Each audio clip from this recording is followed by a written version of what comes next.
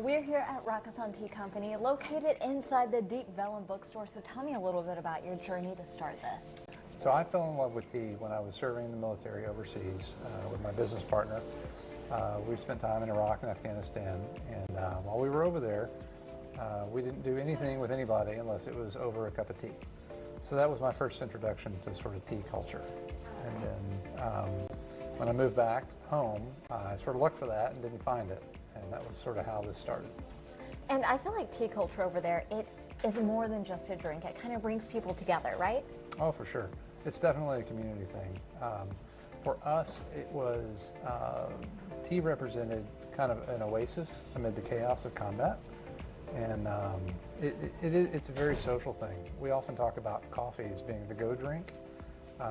Don't talk to me until I've had my coffee. I'm taking my coffee into work to get me going during the day.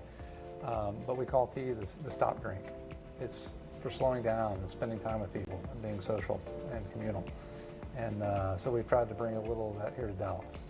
And I'm sure being in the Army, being deployed, having that stop and that reflection was kind of needed. Oh, for sure.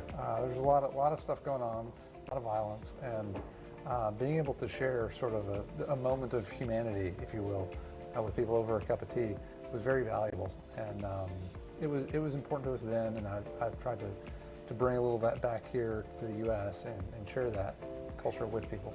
And the way that you get this tea, it's really helping those communities that you got to visit, right? For sure. So we only work with farmers in war zones and post-conflict countries.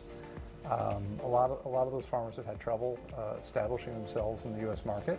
We work with small farmers in places like Myanmar, Laos, Vietnam, and really rural areas. And so they're very happy to reach U.S. consumers, and at the same time, American tea drinkers are really pleased with this because tea is very much like wine in that the terroir in which it's grown impacts it. So that can be the altitude, the soil content, rainfall, sunshine, everything like that. So teas from places like Myanmar, Rwanda, Laos are going to be different from teas in like China, India, or Japan. And speaking of some of those different teas, tell me a little bit about what we have right here. Sure. So we've got a whole selection of teas.